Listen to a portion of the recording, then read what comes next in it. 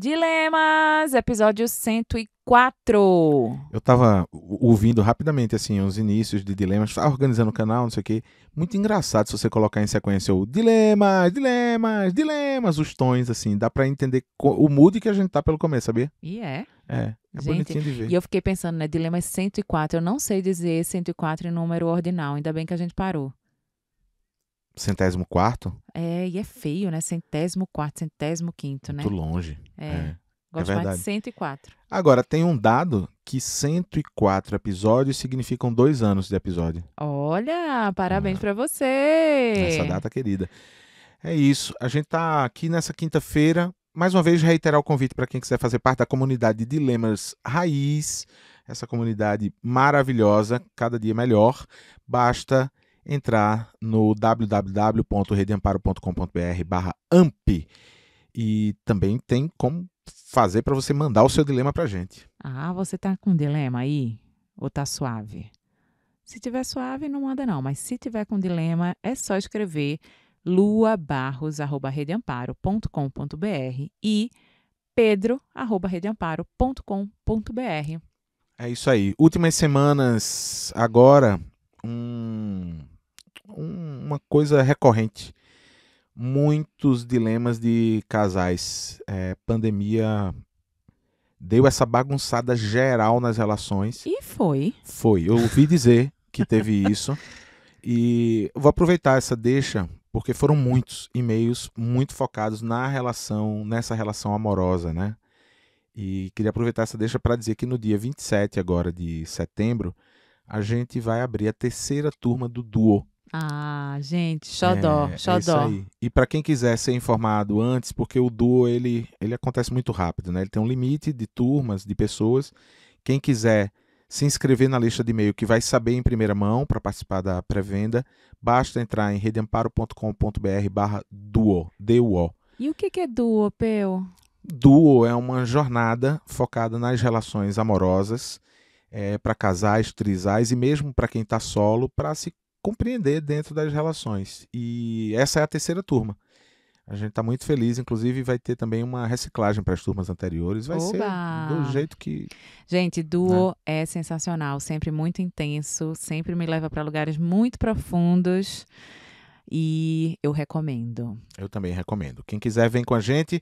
Vamos começar? Vamos nessa. Caboge, solta a vinheta. Dilema vem do latim. São duas premissas, pontos de vista contrários. E aí, ao ceder ou negar uma delas, se chega a um novo lugar, Um problema que é um confronto entre duas soluções. no dicionário hipster, treta. Situações embaraçosas. Dilema É um problema a ser resolvido, ou não. a ser entendido.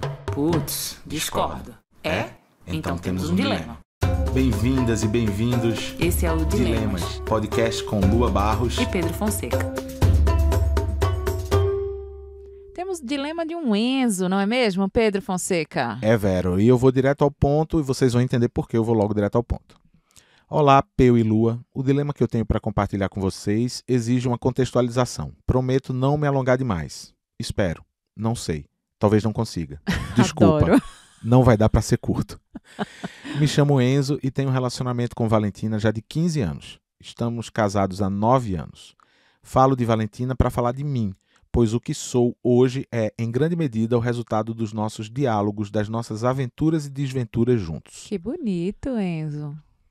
Tão logo fomos morar juntos, o que aconteceu por volta do nosso segundo ano de namoro. Passei a enfrentar ao lado da Valentina a depressão, que descobri que ela já tinha, desde uma crise de alguns anos antes de me conhecer. Apenas com o tempo ela me confessou que nas crises de depressão ela era assombrada por um pensamento repetitivo de que era lésbica. Ô, gente, Valentina. E isso a aterrorizava enormemente, pois com esse pensamento vinha um medo de que nosso relacionamento logo acabaria, de que ela ficaria sozinha, uma série de pensamentos catastróficos. Não posso dizer que aqueles momentos de angústia dela não me abalavam, pois qualquer pessoa que conviva com alguém com depressão, com crises de choro, paralisada em uma cama, sabe que ver alguém querido sofrendo é horrível, mas nunca considerei realmente a hipótese que passava pela cabeça dela, de que ela poderia estar vivendo uma farsa comigo. Para mim, não há e não havia dúvida sobre nosso amor e desejo. Nos curtimos muito como parceiros, amantes, amigos, por isso as dúvidas que ela vivenciava nos momentos de crise de depressão nunca pareceram para mim representativas do todo, de nossa história, do sentimento dela por mim. Depois de muito sofrer com psicólogos sem tato para o dilema dela e que se apressavam em afirmar que ela deveria ser lésbica mesmo, por volta de 2019, começamos a estudar seriamente sobre bissexualidade. Sim, precisamos de muitos anos para começarmos a pensar seriamente sobre bissexualidade. À medida em que passamos a ler mais e a ouvir podcasts sobre a temática, fomos conhecendo pessoas que se afirmavam como bissexuais. O bacana é que desde então Valentina nunca mais teve aqueles pensamentos. Deu aquele alívio, né, Valentina, no coração, imagino? Deve ter sido isso mesmo. Ele segue. Meu dilema passa por isso, pela certeza de que é preciso que falemos mais sobre sexualidade para além da heteronormativa. Mas preciso falar mais sobre mim para entenderem onde está a minha dúvida, ou dilema. Ocorre que, de tanto repetir com ela, durante todos esses anos, o mantra de que não havia problema algum em ter desejo por pessoas do mesmo sexo e que isso não tornava nossa relação uma farsa, que não era preciso ela sofrer tanto, eu mesmo fui me permitindo aceitar uma identificação com a bissexualidade. Pode parecer contraditório, mas acho que minha esposa enfrentou, mesmo com a depressão, esse tema muito antes de mim, por ser uma pessoa muito mais corajosa que eu. Bom, após um bom tempo, ensaiando contar para ela que eu também percebi em mim o desejo sexual por pessoas do mesmo sexo, em 2019 eu tive coragem de me abrir para ela. Na verdade, eu escrevi e li uma carta para ela. Não saberia organizar as ideias de outra forma. Na carta, eu dizia a ela que sabia que aquela revelação poderia fazê-la perder totalmente o desejo por mim, mas eu arriscava tudo, pois acreditava que poderíamos ser livres juntos. Ela me compreendeu e foi ótimo, mas então também foi muito difícil. Logo, ensaiamos abrir o relacionamento. Eu tive as minhas experiências, ela teve as dela. Mas junto daquela liberdade incrível, também veio muito medo, insegurança, ciúmes por parte dos dois. Provavelmente foi o ano mais difícil do nosso relacionamento. Aquele foi um período de uma montanha-russa sem fim de emoções. Naquele momento, abrir o relacionamento foi importante, mas também foi muito desgastante. Foi importante dar um passo para trás. Então a pandemia chegou e, pelo menos para nós, acabou sendo bom nesse sentido, porque trouxe a certeza de que estamos muito bem juntos, próximos. E aí engravidamos e agora temos uma linda filha. Agora vem o meu dilema. Tô gostando muito dessa narrativa aí, desse Enzo, vai. Agora vem o meu dilema. Visibilidade ou privacidade? Muitas vezes me sinto mal por manter em segredo isso para todos mais em minha vida. Porém, existe um valor na privacidade. Penso que nem todos precisam saber de tudo sobre minha vida, ainda mais sobre a minha sexualidade. Às vezes acho que essa vida mediada por redes sociais nos leva a crer que temos de entregar tudo para o Mark Zuckerberg, como se a privacidade fosse ruim. Também quero privacidade para não me expor e não expor minha família. Infelizmente, esse é um país homofóbico e tenho medo das consequências, ainda mais agora para minha filha. Também não sou um cara com tantos amigos e a verdade é que temo ficar mais isolado ainda. Sempre vem o receio de me expor e, ao invés de ser acolhido, ser excluído. Por outro lado, às vezes tenho uma vontade enorme de dizer logo para todos, assim aquelas pessoas que não aceitarão essa parte de mim podem logo ir embora e assim eu me livraria logo desse medo de ser excluído. Faz sentido? No mais, tenho certeza de que muitas pessoas sofreriam menos se a bissexualidade tivesse maior visibilidade e fosse tratada como algo possível. Com certeza, minha esposa não teria passado anos com crise de depressão, nem eu anos de negação. Ressalto que esse é um dilema hoje mais meu do que da minha esposa. Ela diz que é porque sou homem, que é mais difícil a aceitação da bissexualidade masculina. Eu acho que ela não sente tanto esse dilema, porque também ao longo dos anos ela foi construindo amizades com quem ela desabafou sobre isso. Então, ela não se sente mais tão só. Ela tem hoje uma rede de apoio, inclusive ela tem amigas que também se afirmam bissexuais. Eu não. Algumas pessoas falam que o segredo é um privilégio do homem bissexual que o homem gay não tem, por causa da passabilidade, ou seja, consegue passar por hétero. Eu entendo, mas garanto que esse sentimento de viver um segredo não é nem um pouco agradável. Privilégio para mim seria não ter medo de falar sobre quem eu sou, mas é a minha realidade. O que acham? Diante deste mundo que vivemos, visibilidade ou privacidade? Assinado, Enzo. Caraca, Enzo. Caraca. Gente do céu, eu fiquei pensando. Bom, primeiro um abraço, assim, muito, muito obrigada por esse dilema, muito obrigada por esse e-mail tão bem escrito e por partilhar sua angústia com a gente. E eu fiquei pensando que não tem problema nenhum na privacidade. Eu acho que tem problema quando isso vira um segredo. Eu acho que segredo é um negócio ruim. Eu lembrei de uma cena maravilhosa daquela série, White Lotus. Lembra? Onde a gente A assistiu? série eu lembro. A gente assistiu na cama. Não, eu sei. É HBO, Apple? Acho o que quê? é Apple. Apple. White Lotus tem uma cena maravilhosa que o cara... Não, é HBO. O HBO. Um dos personagens, homem, ele tá com suspeita de câncer e ele tá super angustiado porque ele acha que o pai morreu de câncer. E aí ele liga pro tio e aí o tio diz assim... Não, mas você tava com suspeita de câncer? Ele diz, eu tava com suspeita de câncer. E eu fiquei pensando muito no papai, que ele morreu de câncer. Aí o tio diz assim, respira fundo, diz assim, olha, seu pai não morreu de câncer, não. Aí ele diz, não, morreu de AIDS. AIDS? Como é que ele pegou AIDS? Bom, seu pai tinha uma vida dupla. E aí ele vai contando, né, todos os segredos, vai revelando para esse filho uma história que ele não sabia sobre esse pai. E aí... Aí trazendo para esse dilema de hoje, Enzo, eu acho que os segredos eles são muito ruins para a família, para a dinâmica, para as relações. Mas você não está mais vivendo um segredo, você já sabe quem você é, você já sabe o que é que te dá prazer, o que é que você gosta, você já se permite sentir isso. Então eu acho que essa etapa você venceu. E aí eu acho que pode tirar esse peso, assim, não é um segredo que você está carregando. Né? Amor, tu é uma gênia. Obrigada, imagina. Não, porque essa perspectiva dessa diferença daquilo que a gente guarda no âmbito da privacidade para isso que é um segredo, que é algo que vai adoecendo a gente por a gente guardar. Cara, pessoal do Dilemas aí, alguém tá se sentindo salvo, não? Porque eu acho que isso vai salvar muita gente, porque é mesmo uma perspectiva diferente. E eu fiquei muito com uma coisa na cabeça, que ele fala do círculo de amizades dele, que ele não tem com quem conversar e tal. Ou seja, ele guarda esse segredo com ele, isso está consumindo ele, né? Mas tem um ponto que ele fala sobre isso no sentido das redes sociais. Ou seja... Tá misturado, tá né? misturado, aí, né? é.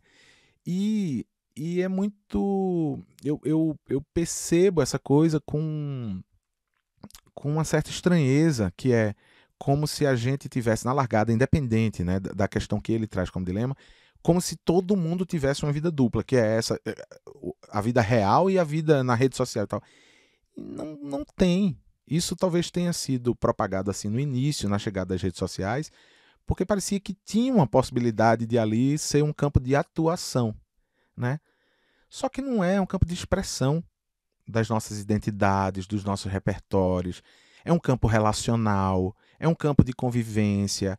A tela, que inicialmente poderia ser percebida como essa mágica luminosa que nos afasta e nos distancia e nos protege, ela na verdade é um eixo de aproximação profundo, né? A maneira que a gente escolhe utilizá-la.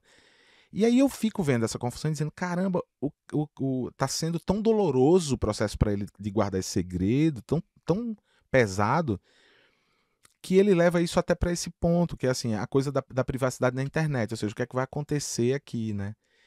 E eu fico pensando o quanto seria libertador ele manifestar essa existência dele, não porque ele precisa prestar conta para ninguém, mas porque para ele vai ser libertador. Totalmente. Essa coisa, né, da rede social, né? Hoje, sei lá, eu peguei meu celular e aí apareceu ali naquele explorar uma menina com a roupa super bonita. Aí eu fui ver o feed dela. E aí era só isso, era só roupa. Só roupa, só roupa, só roupa, só look, né? E aí me deu uma angústia tremenda. E aí eu pensei, cara, que loucura, né? Porque isso é a vida dela. Isso é o que importa para ela. Isso é o que ela acredita. Sim. É tudo que ela acredita? Espero do fundo do meu coração que não. Que ela tenha mais interesses na vida, para além de mostrar o que ela está vestindo. Mas aquilo é sim a vida dela, né? Então, eu concordo que não tem essa separação entre... Tem uma edição, obviamente, né? Mas uma separação não tem. A gente está mostrando ali, ainda que sejam nossas faltas, né? Aquilo que a gente gostaria que fosse, e essa é uma busca da nossa vida, está lá colocada na rede social. Mas eu fiquei pensando também que tem esse espaço da rede social, ele não precisa ser para a gente falar aquilo que é do campo íntimo e pessoal. Então, o que ele é? Ele é um homem bissexual, mas ele é também um profissional, um pai, um marido, um filho, um tocador de violão, um poeta, um cara que faz malabarismo, sei lá o que ele faz. Existem muitas partes que ele pode editar para mostrar. Nesse campo do real, onde as relações de amizade se estabelecem, acho triste que ele não encontre em nenhum amigo desse círculo uma oportunidade de dizer assim, cara, eu tô muito angustiado com a coisa. Eu me descobri bissexual e eu tô vivendo isso. Acho muito angustiante também. E talvez essa sensação de segredo venha daí. Porque também não é uma coisa que você senta no bar e você diz assim, eu sou hétero, eu sou bi, eu sou gay. Você não fala sobre isso, você é o que você é. E aí, quando as situações da vida acontecem e elas nos atravessam, as dores, os amores, as paixões, a gente partilha com as pessoas que estão próximas da gente. Então, será, Enzo, que não tem nenhum amigo que pode te ouvir? E aí, eu acho que se não tem, Lua, não tem ninguém com capacidade de me ouvir. Ou tem, mas eu tenho muito medo. Se não tem ninguém, Enzo, eu vou te convidar para me mandar um inbox no Instagram, que eu tô com um grupo de... Hoje são 22 homens. Toda quinta-feira a gente se encontra, virtualmente por enquanto. E se transformou num espaço seguro de partilha, de afeto, de acolhimento, de manifestações dessas nossas identidades e descobertas, porque a gente vai se transformando ao longo da vida, a gente vai se descobrindo, né? Quem a gente é, quem a gente escolhe ser, quem a gente está, quem a gente vai ser, enfim. Então, te convido de verdade, manda um inbox que eu te mando um convite para participar de um encontro desse, para você entender sobre o que eu estou falando e ver que a gente pode encontrar, sim, acolhimento e amparo em pessoas, mesmo que a gente não as conheça de cara. Hoje eu posso dizer que esses 22 que estamos lá juntos, a gente já se conhece o suficiente para entender as dores uns dos outros. E falar em voz alta é libertador. Você veja quando ele diz que escreveu uma carta para ela e leu para poder organizar as ideias, né? Foi lá e leu em voz alta para ela. Como isso é libertador, né? A gente falar. Então, desejo mesmo que você encontre espaços para poder falar, e isso que Lua falou para mim também é um assunto que é muito caro, assim. Eu tenho minhas questões, eu questiono esse conceito da privacidade na internet, porque eu acho que privacidade a gente não tem canto nenhum, simplesmente porque a gente tem CPF e biometria. Então, assim, privacidade mesmo, ninguém tem. Se você tem e-mail, se você tem um telefone celular, se você tem uma TV que é uma Smart TV, se você tem... Esquece a tua privacidade. Então, vamos partir desse princípio.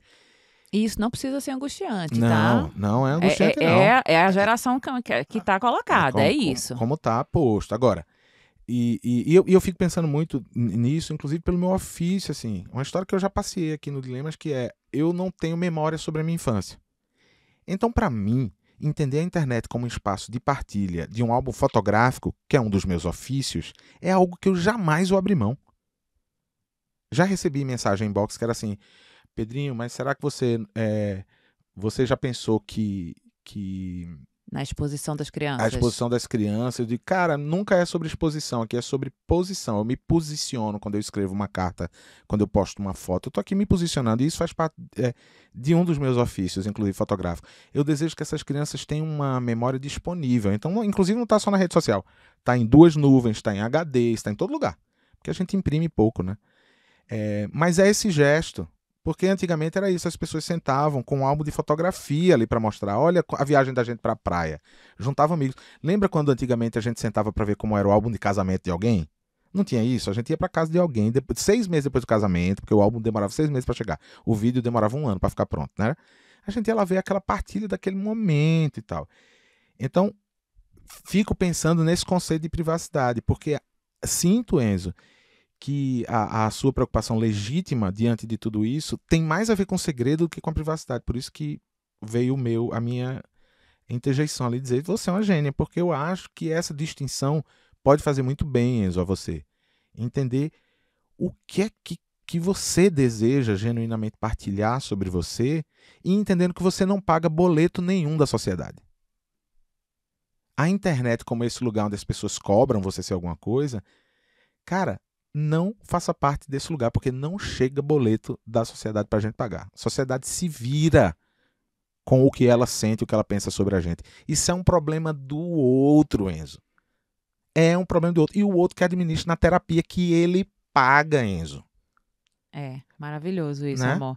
Agora, tem um ponto que ele fala que me toca muito, que é: há um desconhecimento ou um não lugar da bissexualidade. Super. E foi muito maravilhoso, porque no primeiro duo, Eu lembrei disso também. a gente foi colocada essa questão por um cara, né? Um casal que estava fazendo com a gente. E eu fiquei muito passada e muito feliz, porque eu vi a minha heteronormatividade ali, quase binária, sabe? Se não é hétero, é gay ou é lésbica. E para mim era isso. Então, assim, eu tive a oportunidade, ano passado, ou seja, ontem, de entender mais uma dimensão da nossa sexualidade. E foi para mim maravilhoso, muito transformador. Então, eu empatizo com a sua fala, assim, eu me solidarizo com a sua fala quando você diz assim, porra, e a bissexualidade? Ninguém tá falando sobre isso? Para os homens é mais difícil, para as mulheres... Como é que tá essa situação? Como é que a gente faz pra gente entender que isso é parte, nossos desejos, eles são parte? Sim. Eu lembrei muito daquele encontro, muito engraçado isso, que abre lá o Zoom e chega um determinado momento que esse casal vai falar, e eles já tinham falado outras vezes, tal, mas ali foi a primeira vez que ele inclusive trouxe essa questão, e como isso pegou todo mundo, de dizer assim, caramba, a gente não para falar sobre isso, e foi maravilhoso o aprendizado de ouvir, né, o que aquele amigo lá que estava no duo falou, e como abriu portas, inclusive, para a gente poder conversar sobre isso com outras pessoas, em outros tipos de encontros e tal, e entre a gente, porque é realmente um tema que ele fica numa janela delicada, é essa janela delicada do esconderijo, do segredo e tal. Eu não sei, eu não gosto de ficar medindo as dores, sabe? Assim, é mais difícil para o homem que para a mulher. Eu acho que é difícil para todo mundo, porque a sociedade ela se comporta de uma maneira heteronormativa e como se isso fosse... Veja, a gente está num país que fala... Como é que é? Pátria, família, não sei o que lá e tal. São vários absurdos num slogan só, né? Não. A gente tem liberdade de existir, né, nesse corpo que a gente habita, da forma que a gente escolhe. E as pessoas, elas não têm nenhuma possibilidade de interferência nessas escolhas. Nenhuma. Né? E você pai agora, Enzo, é muito bonito, porque filho é esse convite muito doido, né, pra gente existir na nossa autenticidade. E esse é o maior legado que a gente deixa para essas crianças, é a gente ser quem a gente é. Então, você tem a oportunidade de fazer uma micro-revolução. Ai, demais, também acho. Quando você escolhe ser pai dessa menina, e eu não sei se é menina ou menino, ser pai dessa criança, uma filha, né? Você escolhe ser pai dessa criança e ser quem você é. E isso não ser um segredo nesse núcleo. Isso já é revolucionário, isso já é transformador, isso já entrega para o mundo uma pessoa que enxerga pessoas, que não está ali a fim de julgar ninguém, a fim de classificar o que é certo e o que é errado, né? A fim de estabelecer o desejo que cabe e o que não cabe. Cabem todos os desejos. Sim. Eu lembrei, Enzo, de uma coisa que acontece aqui em casa faz tempo, e que aí vem um cara feito você aqui partilhar com a gente, aí é que cai a ficha, na verdade, como isso pode ser valioso para as nossas crianças aqui, que é o seguinte: A gente, desde muito cedo, a gente assumiu uma coisa no diálogo com nossas filhas e filhos, uma história que é, quando a gente se refere ao tempo que quando eles forem namorar, a gente sempre se refere assim, João, que é nosso mais velho, né? Não, porque quando você tiver uma namorada ou um namorado, agora já tá assim, quando você tiver um namorado, namorada ou namoradas ou namorados e tal, quando você... E a gente vai falando isso com Irene, com Tereza, quando você tiver namorado ou namorada e tal. Então, aí quando eu te ouço, eu digo, caramba, é isso que pra gente é um gesto que funciona até como lembrete, pra gente como mãe e pai, no nosso exercício de maternar e paternar, é na verdade um exercício social. Porque é um convite a fazer com que essas crianças naturalizem o que a sociedade hoje coloca como se fosse condenável. E não é condenável. Não é condenável. Lembrando que a sociedade é uma abstração, e aí eu estou falando de um conjunto de pessoas que habitam a sociedade que acreditam que essas premissas de controle sobre quem o outro é funcionam. Um recado para elas é que não funciona, elas não vão controlar nada, elas também vão morrer, vão para debaixo da terra, ou vão ser cremadas, ou vão, né? Então, assim, não controla nada, nem da vida da gente, quanto mais do outro. Então, Enzo, só te agradecer também por ter trazido esse lembrete de como isso é importante, né? Conversar com nossas crianças de um outro lugar, né? A sexualidade durante muito tempo, e talvez você seja da mesma geração que eu, Enzo, ou talvez não seja tão velho, talvez você seja da mesma geração, a sexualidade foi colocada num lugar professoral, onde alguém tinha que dizer, fora do núcleo familiar, o que eram as sexualidades. Sabe? Aquelas professoras ou professores, aquelas pessoas que pareciam que tinham autoridade sobre a sexualidade e tal. Velho, isso não existe. Isso é uma falácia. A gente vai construindo os nossos repertórios a partir que a gente se descobre como humano nessa vida. E dentro da nossa humanidade cabe coisa demais. Inclusive o que Lua falou no começo. Cabe a sua sexualidade ou as suas sexualidades, e cabe você tocar violão ou ser prático de navio. Você ser especialista em cirurgia microcraniana do lado do lóbulo tal, ou você ser um tenista. Não importa, meu amigo. A gente precisa manifestar as humanidades da gente. E eu espero que você se sinta livre para fazer isso. Não sei como. Essa edição que o Lua falou, que é ótima, né? Quando a gente fala das redes sociais, tá? Essa edição cabe a você, né? Como você vai fazer. Mas, cara, esse recado de manifestar isso é um recado para você, libertador. Ele é um recado que vai também para a sociedade, para essa abstração. Torço muito para que você possa encontrar lugares de conversa, de diálogo com pares, e que possa encontrar o seu espaço no mundo. Então vai ser solitário mesmo, mas esse mundo é muito grande, muito maravilhoso, muito incrível. E pode ter certeza que esse dilema não é só seu. Então eu torço também para que você encontre pares, para que você encontre nesse seu primeiro núcleo de amigos, pelo menos a possibilidade de descansar sobre a sua existência, de ser quem você é, diante das suas angústias, né? Porque não é isso, assim, não é uma conversa trivial. E aí, velho, tudo bom, beleza? Tá sabendo que eu sou bi? Não é isso, né? É assim, qual é a tua angústia dentro disso? Quem é que pode te ouvir de coração aberto e de ouvido atento? Acredito que essas conversas podem trazer belas surpresas, Enzo. Eu também acho. E é isso, a nossa humanidade, ela sempre vale a pena, querido. Ai, que bonito isso, verdade. Obrigado, Enzo. Obrigado por esse dilema maravilhoso. E isso que Lua falou, aposto que vai acontecer, que é o eu também. Que é assim, vamos colocar esse dilema no ar e vai ter gente que vai chegar e dizer assim, caramba, poderia ter sido eu escrevendo esse dilema, porque é meu também. Então, que haja esse encontro de possibilidades de diálogo, meu querido, para você.